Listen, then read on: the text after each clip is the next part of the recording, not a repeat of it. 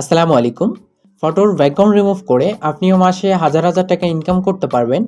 আর এই ভিডিওতে আমরা দেখব খুব সহজে কিভাবে যে কোনো ফটোর ব্যাকগ্রাউন্ড রিমুভ করা যায় এবং সবশেষে আপনাদের জন্য থাকছে একটা সুপার ট্রিক্স। ব্যাকগ্রাউন্ড রিমুভে পারদর্শী হতে হলে আপনাকে অবশ্যই সম্পূর্ণ ভিডিওটি মনোযোগ সহকারে দেখতে হবে।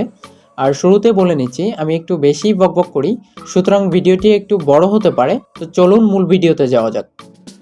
শুরুতে ফটোশপে আমাদেরকে ওই ইমেজটাকে ওপেন করে নিতে হবে যে ইমেজটা আমরা ব্যাকগ্রাউন্ড রিমুভ করব। তার জন্য এখান থেকে আমরা ফাইল মেনুতে গেলাম, যাওয়ার পর এখান থেকে ওপেনে গিয়ে যে জায়গায় ইমেজটা আছে সেই জায়গায় যাবেন। যাওয়ার পর ইমেজে ক্লিক করে এখানে ওপেনে ক্লিক করলে এটা আমাদের এখানে ওপেন হয়ে যাবে। ওকে, এরপর ওপেন হওয়ার পর আমরা এখান থেকে এই ইমেজটার একটা লেয়ার কপি করে নিব। এখানে লেয়ার বক্স যদি আপনারা এখানে না শো করে তাহলে আপনারা এখান থেকে উইন্ডোতে যাবেন। উইন্ডোতে যাওয়ার পর এখানে লেয়ারে ক্লিক করবেন। লেয়ারে ক্লিক করার পর এখানে লেয়ার বক্সটা ওপেন হয়ে যাবে। এখান থেকে লেয়ারটাকে টেনে এনে নিউ লেয়ারে ক্লিক করলে এটা ডুপ্লিকেট একটা লেয়ার ক্রিয়েট হয়ে যাবে। অথবা আপনারা যদি চান তাহলে এই লেয়ারে ক্লিক করে কন্ট্রোল যে প্রেস করলে এখানে একটা ডুপ্লিকেট লেয়ার ক্রিয়েট হবে। এরপর আমরা করব কি, এখান থেকে এই যে নিউ লেয়ার আইকন এটাতে একটা ক্লিক করে উপরে একটা ব্ল্যাঙ্ক একটা লেয়ার ক্রিয়েট করে নিব। নেওয়ার পর আমরা এই লেয়ারে একটা কালার দিব। কেন আমরা ব্যাকগ্রাউন্ডটা যখন রিমুভ করার পর আমরা সেটা আমরা কিভাবে দেখতে পাবো সেটা দেখার জন্য আমরা এখানে একটা কালার দিব। তার জন্য আমরা এখান থেকে ফোরগ্রাউন্ড কালারে যে কালারটা আমার পছন্দ সেই কালারটা এখানে দিয়ে নিব। নেওয়ার পর আমরা এখান থেকে পেইন্ট বাকেট টুল নামে যে অপশনটা আছে, এটা পেইন্ট বাকেট টুল, এটাতে ক্লিক করে এই ফিল্ডে ক্লিক করলে এখানে কালারটা অ্যাপ্লাই হয়ে যাচ্ছে। কিন্তু এখানে আমাদের এই কালারটা উপরে চলে আসছে এবং নিচে আমাদের আপেলটা নিচে চলে গেছে। তার জন্য আমরা উপরের লেয়ারটাকে এইভাবে ধরে এই নিচে টেনে এনে নিচে দেখেন এখানে একটা লাইন বাড়ছে। এখানে যদি আমরা ছেড়ে দিই তাহলে আমাদের আপেলটা উপরে চলে যাচ্ছে, তাই না? তো আমরা এখন উপরের লেয়ারে ক্লিক করব। সবার উপরের লেয়ারে ক্লিক করার পর আমরা এখান থেকে ম্যাজিক টুল সিলেক্ট করব, ম্যাজিক ওয়ান টুল। এটাতে ক্লিক করার পর আমরা এখানে ক্লিক করি তাহলে দেখেন আমাদের ওই যে জায়গায় আমরা ক্লিক করছি এই জায়গাটা আমাদের কিন্তু সিলেক্ট হয়ে গেছে। এইটা সাধারণত আপনার যদি ব্যাকগ্রাউন্ড যদি এক কালার থাকে তাহলে আপনি এটা অ্যাপ্লাই করতে পারবেন, নয়তো পারবেন না। তো এখানে ক্লিক করার পর আমরা এখন ডিলেটে চাপ দিই তাহলে কিন্তু আমাদের ডিলেট হয়ে যাচ্ছে, কিন্তু আমাদের এই নিচের অংশটা কিন্তু সিলেক্ট হয়নি, বিধায় এটা ডিলেট হয়নি। তো এইটা সিলেক্ট করার জন্য আমরা যদি উপরের দিকে একটু খেয়াল করি, উপরে এখানে দেখেন এখানে এটা নর্মাল অপশনে এইটা থাকবে। এরপর এটা প্লাস আইকন, মানে এইটাতে যদি সিলেক্ট থাকে তাহলে মাউসের নিচে দেখেন ম্যাজিক টুলের নিচে প্লাস আইকন ভেসে আছে। এবং এইটাতে যদি সিলেক্ট থাকে তাহলে ম্যাজিক টুলের নিচে আমাদের মাইনাস আইকন সিলেক্ট থাকবে। মাইনাস আইকন সিলেক্ট থাকলে আমি যদি এখানে ক্লিক করি তাহলে এই জায়গাটা আমার বাদ যাবে। দেখেন উপরে কিন্তু সিলেকশনগুলো নেই, চলে গেছে। আর যদি এইটাতে যদি সিলেক্ট থাকে তাহলে যদি আমি এখানে ক্লিক করি তাহলে দেখেন যে আবার চলে আসছে। এটাতে ক্লিক করলে ধীরে ধীরে সবগুলো আমাদের সিলেক্ট হচ্ছে। অথবা আপনার যদি এটা নর্মাল অবস্থায় থাক, সমস্যা নেই, আপনি কিবোর্ড থেকে যদি আপনি শিফট ধরেন তাহলে কিন্তু আপনার এই মাউস পয়েন্টের ম্যাজিক টুলের নিচে কিন্তু প্লাস আইকন আসবে। ওকে, আর যদি আপনি অল্ট ধরেন তাহলে কিন্তু এখানে মাইনাস আইকন আসবে। তো আমি এখানে শিফট ধরে এটাকে এটা সিলেক্ট করে নিচ্ছি। একটু যদি আমি এটাকে জুম করি তাহলে হয়তো কাজ করতে সুবিধা হবে। জুম করার জন্য আমি কিবোর্ডের অল্ট চেপে ধরে মাউসের চাকাটা যদি একটু উপর নিচে যদি ঘুরাই তাহলে আমাদের এটা জুম ইন জুম আউট হবে। অথবা আপনি চাইলে কিবোর্ড থেকে কন্ট্রোল ধরে মাইনাস বাটন এবং প্লাস বাটনে যদি চাপ দেন তাহলে এটা জুম ইন জুম আউট হবে।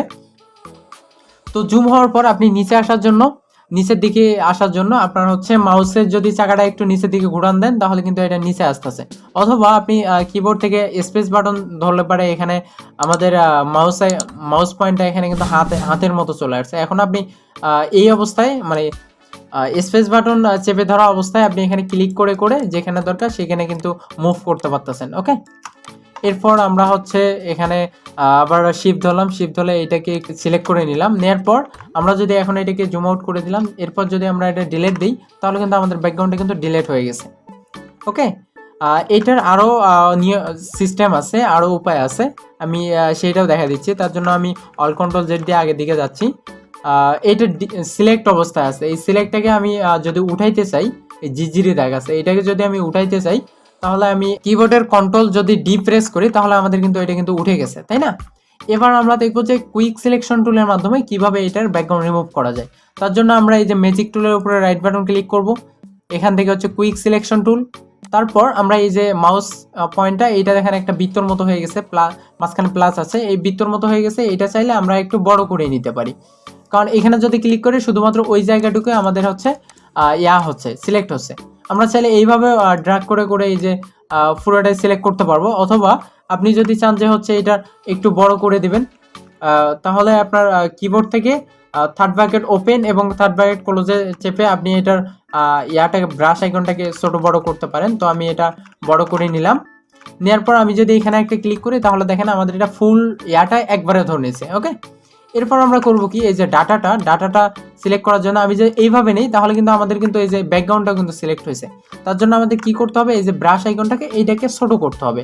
কিবোর্ডের থার্ড ব্র্যাকেট ওপেনে চেপে আমি এটাকে ছোট করে দিলাম, একবারে ছোট করে দিলাম।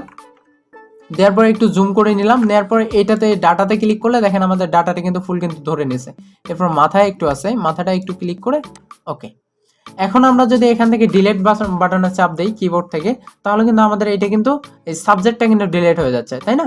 কিন্তু আমরা তো সাবজেক্টটাকে ডিলিট করব না, আমরা শুধু ব্যাকগ্রাউন্ডটাকে ডিলিট করব। তার জন্য আমরা কি করব, কন্ট্রোল জেড দিয়ে আগের অবস্থায় আসলাম।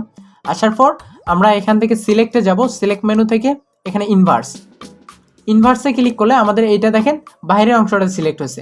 আগে কিন্তু এই চতুর্পাশ দিয়ে কিন্তু আগে কিন্তু ঝিরঝিরি ছিল না, এখন কিন্তু ঝিরঝিরি হয়েছে। এইটা আপনি ইনভার্সটা আপনি চাইলে কিবোর্ডের শিফট কন্ট্রোল আই দিয়েও করতে পারেন। একবার শিফট কন্ট্রোল আই দিলে বাইরেরটা সিলেক্ট হবে, আবার শিফট কন্ট্রোল আই দিলে ভিতরেরটা সিলেক্ট হবে। তো আমি বাইরেরটা সিলেক্ট করে নিলাম। নেওয়ার পর আমি এখান থেকে ডিলিট বাটন চাপ দিলাম। ওকে, আমাদের কিন্তু এইটার ব্যাকগ্রাউন্ডটা অলরেডি ডিলিট হয়ে গেছে। এরপর আমরা দেখবো যে হচ্ছে আলাদাভাবে কিভাবে আমরা ব্যাকগ্রাউন্ডটা রিমুভ করতে পারি। এর জন্য আমি যেটা অ্যাপ্লাই করব সেটা হচ্ছে ব্যাকগ্রাউন্ড ইরেজার টুল। তো ইরেজার টুলের উপরে রাইট বাটন ক্লিক করে এখানে আমাদের আরও অপশন আসবে। এখান থেকে আমি ব্যাকগ্রাউন্ড ইরেজার টুল সিলেক্ট করলাম। সিলেক্ট করার পর আমি যদি এখানে যদি ক্লিক করি তাহলে দেখেন আমার এটা কিন্তু এটা কিন্তু রিমুভ হয়ে গেছে। যেখানে যেখানে ক্লিক করব ব্যাকগ্রাউন্ডের কালার ধরে সেটা কিন্তু রিমুভ হয়ে যাবে। আমি চাইলে এইটার হচ্ছে ব্রাশ সাইজটা একটু যদি বড় করে নিই, এটা কিবোর্ড থেকে একটু বড় করে নিলাম। নেওয়ার পর আমি যদি এখানে ক্লিক করে তারপর দেখেন এটা কিন্তু রিমুভ হয়ে গেছে। আমি চাইলে এই অংশতে ধরে এইভাবে ড্র্যাগ করে আমি যদি এইদিকে আনি তাহলে দেখেন এটি কিন্তু মোটামুটি কিন্তু আমাদের কিন্তু ডিলিট হয়ে গেছে। ওকে, এটা কিন্তু ডিলিট হয়ে গেছে মোটামুটি, কিন্তু আমাদের এই নিচের অংশগুলো কিন্তু এটা কিন্তু আপনার প্রফেশনালভাবে কিন্তু রিমুভ হয়নি, তাই না? তার জন্য আমি সাজেস্ট করব সাধারণত আপনারা এইটা ইউজ করিয়েন না, কারণ এটা ইউজ করলে আপনার ছবিতেও একটু ইফেক্ট পড়তে পারে এবং হচ্ছে এটার প্রফেশনালি এটা হচ্ছে হবে না, ব্যাকগ্রাউন্ডটা রিমুভ হবে না। দেখেন যে এইখানে স্পট আছে, উপরের দিকে আছে। ওকে, তবে আমি শুধু এইটা বোঝাতে চাচ্ছি যে এই টুলটার মাধ্যমে আপনারা ব্যাকগ্রাউন্ড রিমুভ করতে পারবেন। এরপর আমি এটাকে আবার আগের অবস্থায় যাচ্ছি। আগের অবস্থায় যাওয়ার পর আমি এবার টুল দিয়ে সিলেক্ট ব্যাকগ্রাউন্ড রিমুভ করব। সেটা হচ্ছে আমাদের হচ্ছে ম্যাজিক ইরেজার টুল। যেমন আমরা ম্যাজিক ওয়ান টুলের মাধ্যমে যেমন আমরা ব্যাকগ্রাউন্ড রিমুভ করলাম, সেমভাবে আমরা ম্যাজিক ইরেজার টুলের মাধ্যমেও ব্যাকগ্রাউন্ড রিমুভ করতে পারি। তো আমি ম্যাজিক ইরেজার টুল সিলেক্ট করলাম। এরপর আমি এখানে যদি ক্লিক করি তাহলে ওই কালারটা যতটুকু জায়গায় ছিল সবটুকু জায়গার কিন্তু ব্যাকগ্রাউন্ড আমাদের কিন্তু রিমুভ হয়ে গেছে। আমি যদি এইটার উপরে ক্লিক করি তাহলে কিন্তু আমাদের ওই কালারটার কিন্তু যতটুক ব্যাকগ্রাউন্ড আছে, মানে যতটুক কালার আছে ওই কালারটা কিন্তু ডিলিট হয়ে যাবে।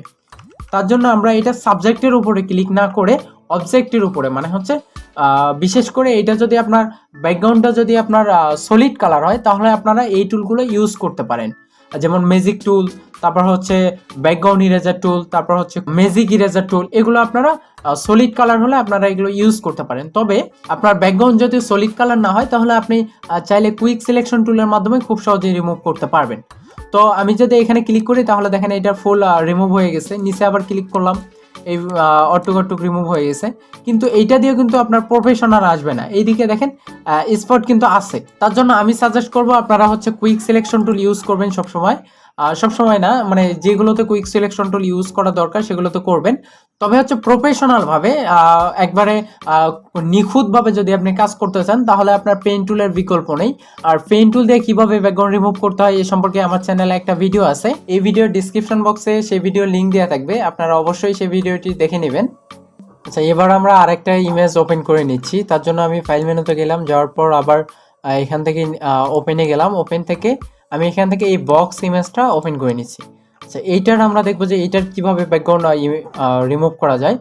যেগুলো দেখাইলাম, উপায় দেখালাম, সেভাবে আপনারা চাইলে এটার ব্যাকগ্রাউন্ড রিমুভ করতে পারবেন। অথবা আরও একটা উপায় আছে, এখান থেকে আমি পলিগনাল যে ল্যাসো টুল আছে এইটা আমি সিলেক্ট করলাম, সিলেক্ট করে আমি এই মাথায় একটা ক্লিক করলাম এবং এই মাথায় একটা ক্লিক করলাম, নিচে এসে এই মাথায় ক্লিক করলাম এবং এইটাতে ক্লিক করলাম, বরাবরের মতো এই মাথাতে ক্লিক করে এই মাথায় ক্লিক করলাম।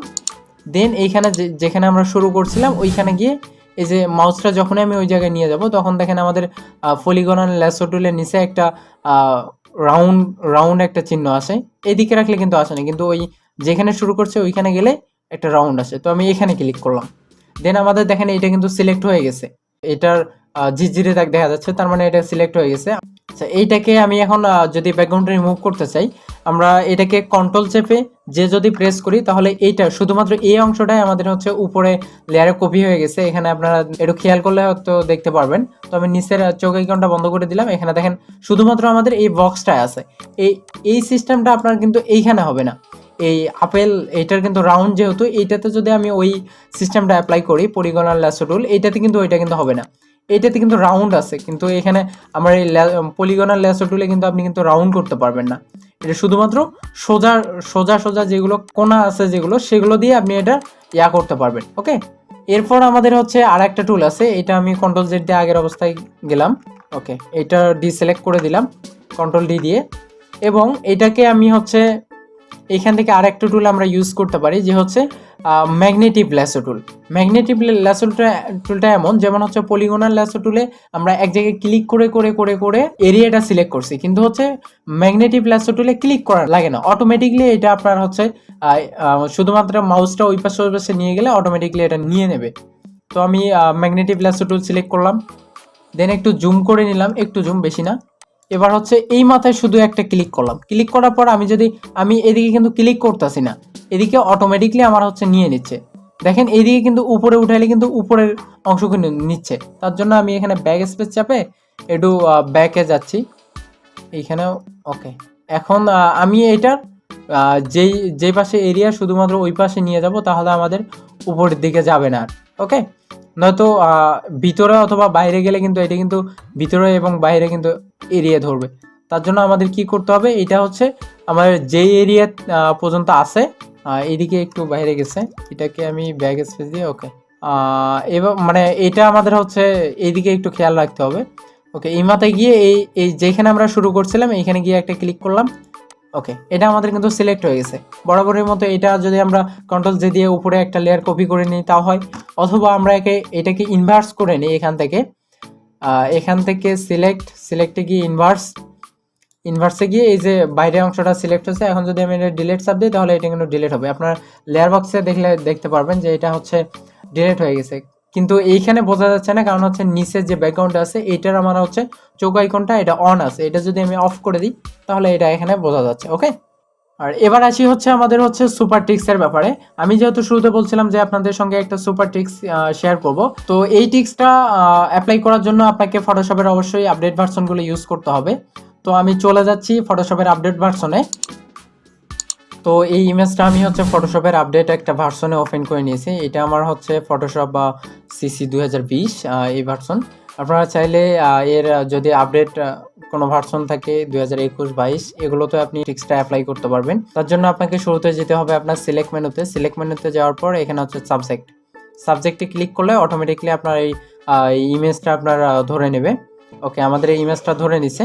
এখন আমরা এটাকে কিবোর্ডের কন্ট্রোল চেপে যে প্রেস করলে আমাদের এই লেয়ারটা উপরে আমাদের এটা কপি হয়ে গেছে। এখন আমরা যদি নিচের লেয়ারে যদি চোখটা বন্ধ করে দিই তাহলে দেখা যাচ্ছে যে আমাদের এখানে শুধুমাত্র ছবিটা আছে এবং ব্যাকগ্রাউন্ডটা চলে গেছে। ওকে, তো এই ছিল আমাদের আজকের ভিডিও। যদি ভিডিওটি একটিও ভালো লেগে থাকে তাহলে অবশ্যই লাইক করবেন এবং কমেন্ট করে জানিয়ে দেবেন ভিডিওটি কেমন হয়েছে। আর যদি কারো বুঝতে কোনো অসুবিধা হয় তাহলে কমেন্ট বক্সে অবশ্যই কমেন্ট করবেন। তো আজ এখানেই বিদায় নিচ্ছি। সকলে ভালো থাকবেন, সুস্থ থাকবেন। খোদা হাফেজ।